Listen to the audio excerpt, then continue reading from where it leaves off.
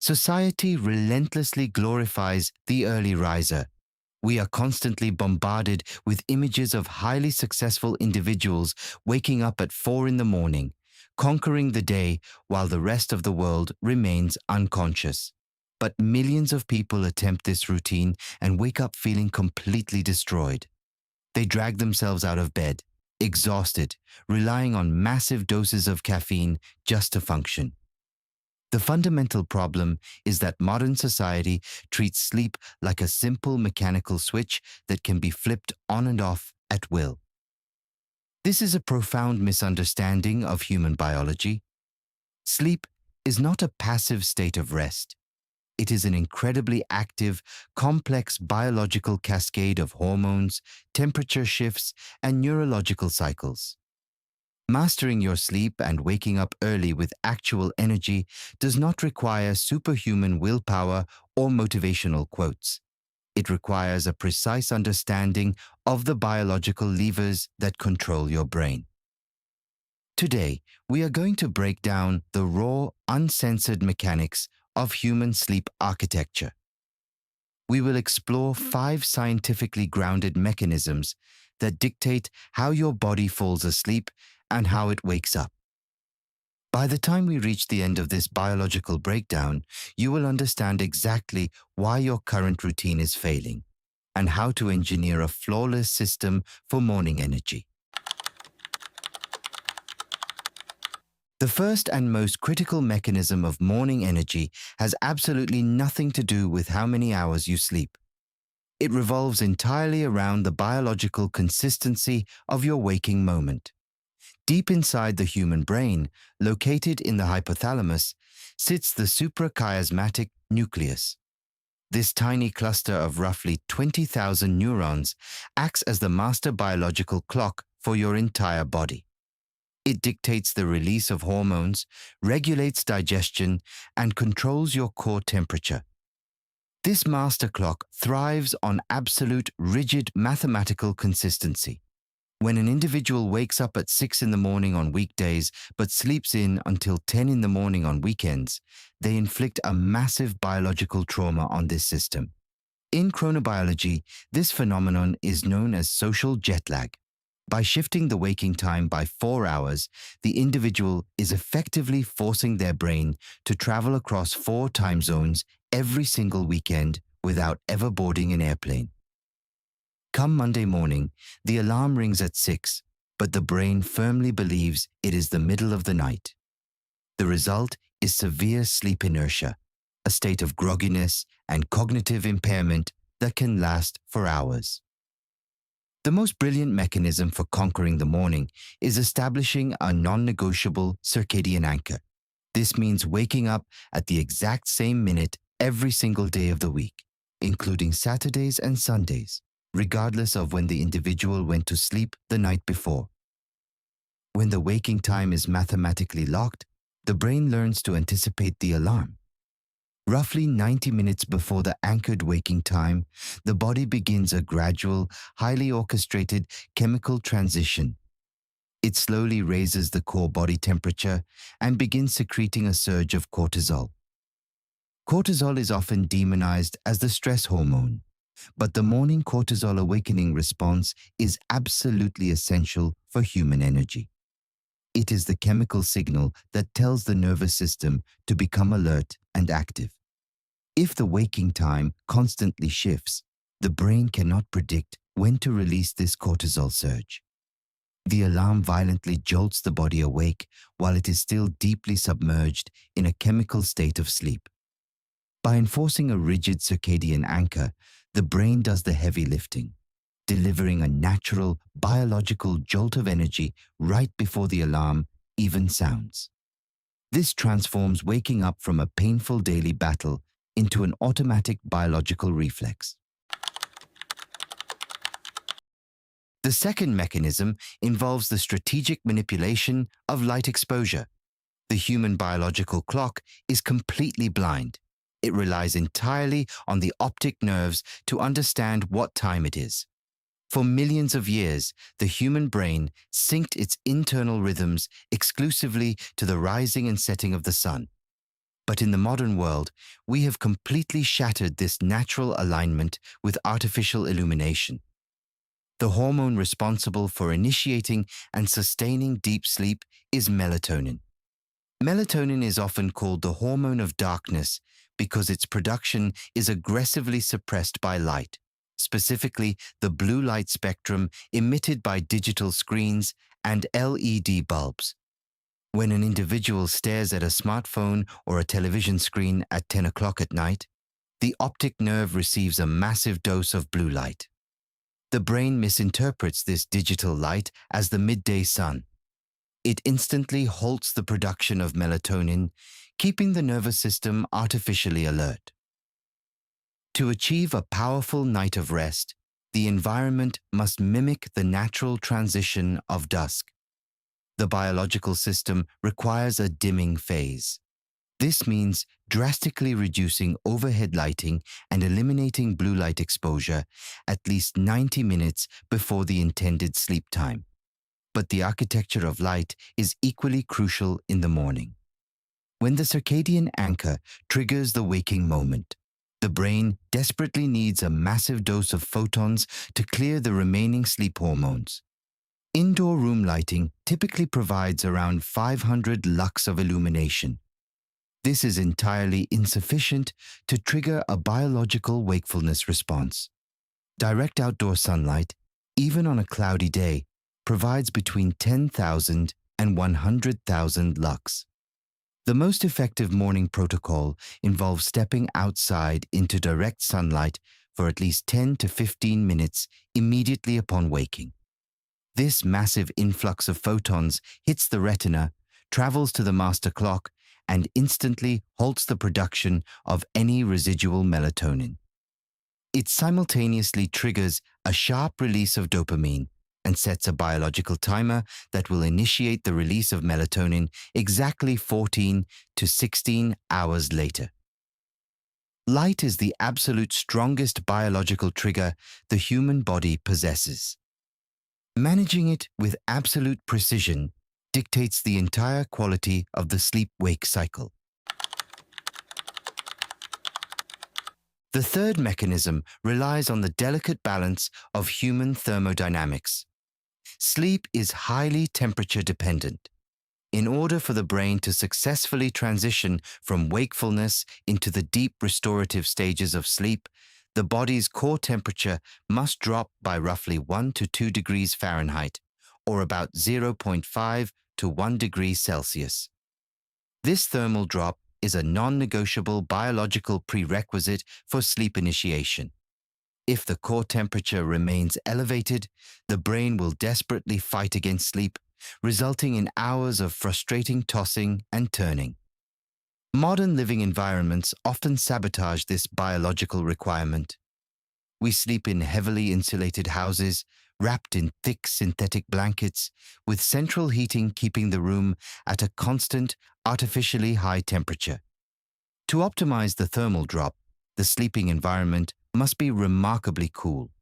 The ideal ambient room temperature for human sleep sits precisely between 65 and 68 degrees Fahrenheit, or roughly 18 to 20 degrees Celsius. This cool environment actively assists the body in shedding excess core heat.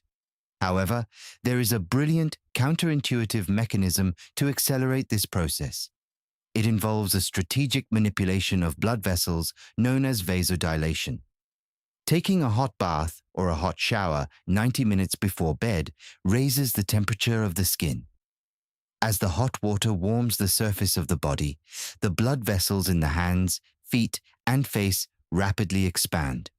When the individual steps out of the hot water into a cool bedroom, this massive network of expanded blood vessels acts like a powerful biological radiator. It aggressively dumps heat from the core of the body out into the environment. This rapid plunge in core body temperature sends a massive, undeniable signal to the brain that it is time to shut down. By engineering a warm skin surface paired with a cool ambient room, the individual hacks their own thermodynamics, practically forcing the nervous system into a state of deep, restorative rest. The fourth mechanism involves the absolute control of chemical half-lives, specifically focusing on caffeine and alcohol. The human drive to sleep is governed by a chemical called adenosine. From the moment you wake up, adenosine begins building up in the brain. It acts like a biological hourglass, accumulating pressure throughout the day. When adenosine levels reach a critical peak, they bind to receptors in the brain, creating an overwhelming feeling of sleepiness. Caffeine is a brilliant, highly effective drug that operates by maliciously hijacking this system. The caffeine molecule is perfectly shaped to fit into the brain's adenosine receptors. It effectively blocks the adenosine from attaching, masking the biological signal of fatigue. You do not actually have more energy. Your brain is just temporarily blocked from realizing how tired it is. The devastating problem lies in the mathematical half-life of caffeine. The average half-life of caffeine in the human body is roughly 5 to 7 hours.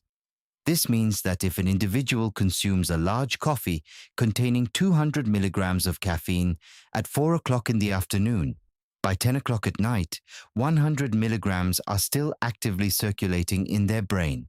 Furthermore, the quarter life of caffeine is roughly 10 to 12 hours. By midnight, 50 milligrams are still fiercely blocking the adenosine receptors. This completely shatters the architecture of deep sleep. Even if the individual manages to fall asleep, the lingering caffeine prevents the brain from entering the deepest, most restorative stages of non-REM sleep. The individual wakes up feeling unrefreshed, heavily reliant on another massive dose of caffeine, restarting a toxic chemical loop. A flawless routine requires a strict chemical cutoff, meaning absolutely zero caffeine consumption within 10 to 12 hours of the target sleep time. Alcohol acts as a similarly destructive chemical, but in a completely different manner. Many people use a glass of alcohol as a sedative to fall asleep faster.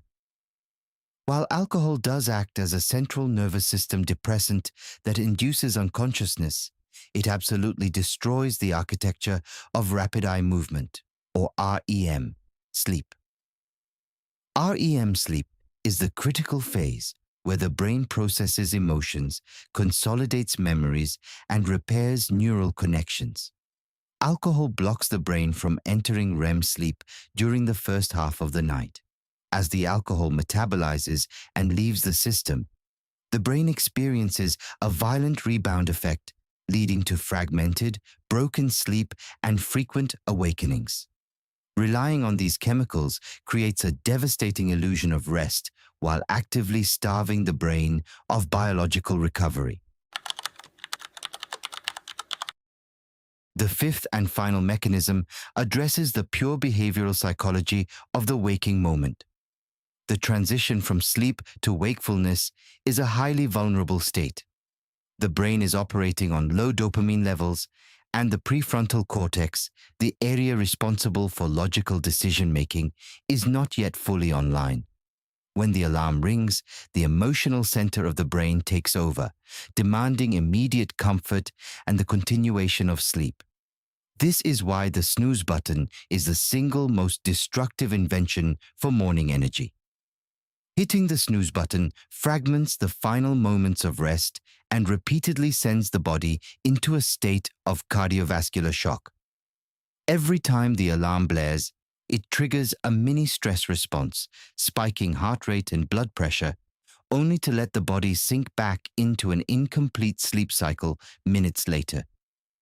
To conquer the morning, one must utilize the concept of environmental friction. Human behavior flows like water, always seeking the path of absolute least resistance. If the smartphone alarm is resting peacefully on the nightstand, right next to the pillow, the friction required to silence it and go back to sleep is zero. The groggy brain will inevitably choose the path of least resistance. The morning friction protocol involves designing an environment where going back to bed requires significantly more effort than staying awake. This means removing the alarm clock entirely from the bedroom environment, placing it in an adjacent room or a hallway. When the alarm sounds, the individual is forced to physically stand up, engage their leg muscles, and walk out of the sleeping environment. The physical act of standing up immediately alters blood pressure and signals the nervous system. By the time the individual reaches the device to silence it, they are already out of the bedroom, entirely bypassing the dangerous temptation of the soft mattress. This simple environmental design completely removes willpower from the equation. It forces a physical commitment to the morning before the emotional brain has a chance to negotiate. At the end of the day, waking up early with immense energy is not a personality trait, and it is certainly not a test of moral superiority. It is a strict, measurable outcome of biological engineering. When you respect the master clock by anchoring your wake time, you eliminate the massive trauma of social jet lag. When you manipulate light exposure, you perfectly choreograph the rise and fall of melatonin and cortisol. When you engineer a sharp thermal drop, you guide your brain seamlessly into the deepest stages of physical recovery. When you enforce rigid chemical cutoffs, you protect the delicate architecture of your neural repair. And when you design a high-friction morning environment, you completely outsmart your own groggy psychology. The human body is an exquisite, highly sensitive machine. It responds predictably to precise biological inputs. The people who effortlessly leap out of bed at 5 in the morning are not magic. They have simply aligned their lifestyle with the fundamental, unbreakable rules of human biology. They have stopped fighting against their own physiology and started using it as a massive lever for success. When you finally master the mechanics of rest, you do not just gain a few extra hours in the morning. You fundamentally upgrade the physical and cognitive quality of every single waking second of your life. The math is absolute, the biology is proven, and the ultimate decision to redesign your system is entirely in your hands.